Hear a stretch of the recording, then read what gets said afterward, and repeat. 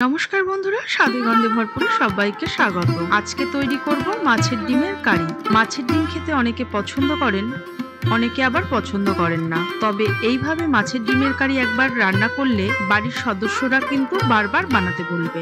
আজকে রেসিপিটি ভালো লেগে থাকলে শেয়ার করবেন, আর আমার চ্যানেলে নতুন হয়ে থাকলে চ্যানেলটিকে সাবস্ক্রাইব করতে ভুলবেন না। চলুন রেসিপিটা শুরু করা যাক। আমি এখানে 400 গ্রাম কাতলা মাছের ডিম নিয়েছি, আপনারা রুই মাছের ডিমও নিতে পারেন।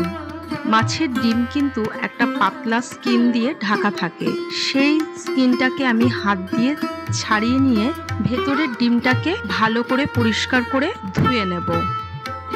আমি একটু দেখিয়ে দিচ্ছি কিভাবে কাজটা করছি। স্কিনটা ছাড়ানো হয়ে গিয়েছে, এবার জল পাল্টে পাল্টে 2-3 বার ভালো করে ধুয়ে নেব, কারণ ডিমের মধ্যে কিন্তু বালি আর ময়লা থাকে, তাই ডিমটাকে খুব ভালো করে পরিষ্কার করে ধুয়ে নিতে হবে। ডিমটা ভালো করে জল পাল্টে পাল্টে 2-3 বার ধুয়ে নিয়েছি, ধুয়ে নিয়ে জল ঝরিয়ে নিয়েছি।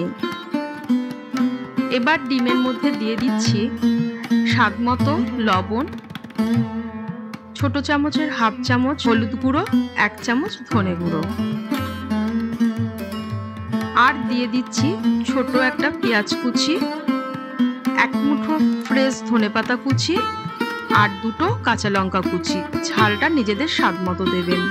এই মশলাগুলো ডিমের মধ্যে দেওয়ার কারণ হলো ডিমের একটা আষ্টে গন্ধ থাকে, তাই আমি এই মশলাগুলো দিয়ে ডিমটাকে ভেজে নেব।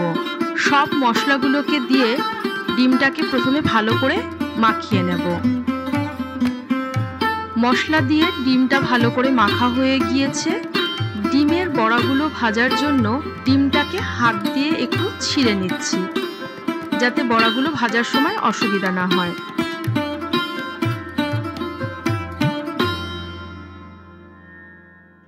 এবার বাইন্ডিং এর জন্য দিয়ে দিচ্ছি বড় চামচের 2 চামচ ময়দা। আমি এখানে ময়দা ব্যবহার করেছি, আপনারা চাইলে বেসনও ব্যবহার করতে পারেন। তবে ময়দা দিয়ে ডিমের বড়া ভাজলে বেশ অনেকক্ষণ পর্যন্ত মচমচে থাকে বড়াগুলো। এইভাবে মেখে 5 মিনিট আমি রেখে দেব, তারপর ডিমের বড়াগুলো ভাজবো। সেই 5 মিনিটের মধ্যে আমি একটা মশলা তৈরি করে নেব। মিক্সিং জারের মধ্যে দিয়ে দিচ্ছি মিডিয়াম সাইজের একটা পেঁয়াজ টুকরো করে কাটা, 1.5 ইঞ্চি আদা টুকরো করে কাটা, 4 কোয়া রসুন, আর 4টে কাঁচা পাকা লঙ্কা। অল্প একটু জল দিয়ে একটা মিহি মশলার পেস্ট তৈরি করে নিয়ে আসবো। কড়াইয়ের মধ্যে দিয়ে দিচ্ছি বেশ খানিকটা সাদা তেল। তেলটাকে ভালো করে গরম করে নিয়ে গ্যাসের ফ্লেমটা মিডিয়াম করে দেব। তেলটা ভালো করে গরম হয়ে গিয়েছে, এবার মাছের ডিমগুলোকে এক এক করে বড়ার শেপে দিয়ে দিচ্ছি। মাছের ডিমের বড়াগুলো ভাজার সময় গ্যাসের ফ্লেমটা মিডিয়ামে রাখবেন, তাহলে মাছের ডিমগুলো খুব ভালো করে ভাজা হয়ে যাবে। আর যদি হাই ফ্লেমে ভাজেন তাহলে ডিমগুলো ওপর থেকে তাড়াতাড়ি কালার এসে যাবে আর ভেতর থেকে কাঁচা থেকে যাবে। একটা দিক ভাজা হয়ে গিয়েছে, এবার আমি বড়াগুলোকে উল্টে দিচ্ছি, যাতে অপর দিকটাও ভালোভাবে ভাজা হয়ে যায়। মাছের ডিমগুলো ভাজা হয়ে গিয়েছে, এবার আমি তেল ঝরিয়ে তুলে নিচ্ছি। এইভাবে সব মাছের ডিমগুলো আমি ভেজে নেব।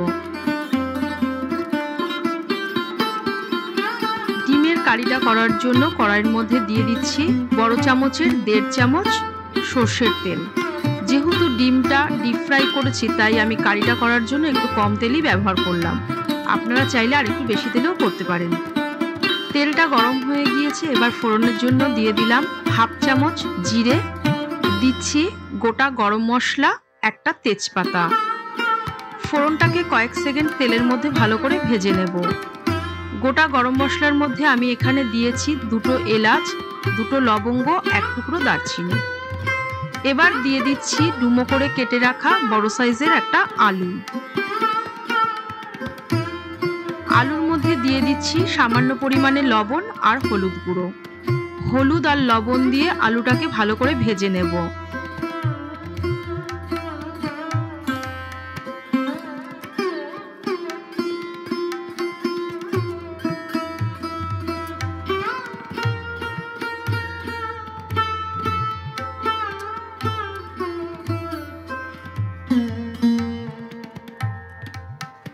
কয়েক সেকেন্ড তেলের মধ্যে আলুটা নাড়াচাড়া করার পর একটা ঢাকা লাগিয়ে দিচ্ছি, যাতে আলুটা তাড়াতাড়ি সেদ্ধ হয়ে যায় আর ভালো করে ভাজাও হয়ে যায়। মিনিট খানেক পর ঢাকাটা খুলে নিচ্ছি। এবার একটু নেড়ে চেড়ে দেখে নিচ্ছি আলুটা কতটা ভাজা হয়েছে। আলুটা আগের থেকে অনেকটাই ভাজা হয়ে গিয়েছে। এবার দিয়ে দিচ্ছি আগে থেকে তৈরি করে রাখা মশলার পেস্টটা। আদা রসুনের পেস্টটাকে আলুর সাথে মিনিট 2 সময় ধরে কষিয়ে নেব।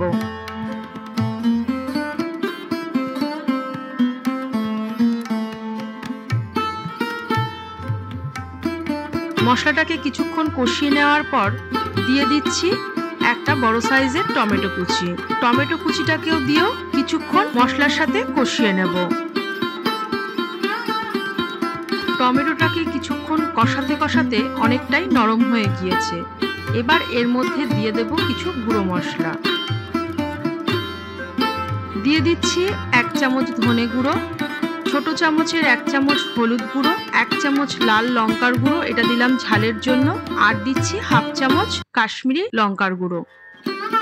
গুঁড়ো মশলাটা যাতে পুড়ে না যায় তার জন্য দিয়ে দিচ্ছি মশলার বাটিটা ধুয়ে অল্প জল। জলটাকে দিয়ে গুঁড়ো মশলাটাকেও আরো মিনিট 2 সময় ধরে আমি কষিয়ে নেব। এইভাবে কষিয়ে কষিয়ে যে কোনো ঝোল রান্না করলে সেটা খেতে কিন্তু খুবই সুস্বাদু হয়। সব মশলাগুলো ভালো করে কষানো হয়ে গিয়েছে। এবার এর মধ্যে দিয়ে দিচ্ছি প্রয়োজন মতো গরম জল। আপনারা যতটা ঝোল রাখবেন ততটা জল দেবেন। আমি এখানে 1.5 গ্লাস জল দিলাম।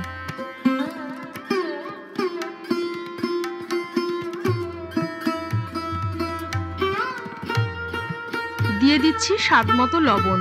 মশলা কষাবার সময় কিন্তু আমি কোনো রকম লবণ দিইনি।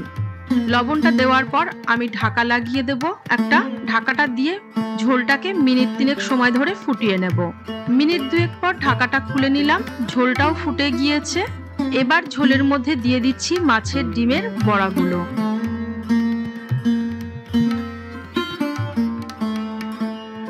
মাছের ডিমের বড়াগুলো ঝোলের মধ্যে আরো মিনিট খানেক ফুটিয়ে নেব, যাতে ডিমের মধ্যে ভালো করে ঝোলটা ঢুকে যায়। ডিমের বড়াগুলো মিনিট খানেক ঝোলের মধ্যে ফুটে যাওয়ার পর এর মধ্যে দিয়ে দিচ্ছি 1 মুঠো ধনেপাতা কুচি, অল্প পরিমাণে গরম মশলার গুঁড়ো আর 1 চামচ ঘি। মাছের ডিমের কারি কিন্তু আমার একদম রেডি। এবার সার্ভ করে দেব। আমার আজকের তৈরি করা মাছের ডিমের কারি সার্ভ করে দিয়েছি। গরম ভাতের সাথে খেতে ভীষণই ভালো লাগে। আপনারা এইভাবে একবার বাড়িতে বানিয়ে দেখতে পারেন। আবারও ফিরে আসবো নতুন কোনো রেসিপি নিয়ে।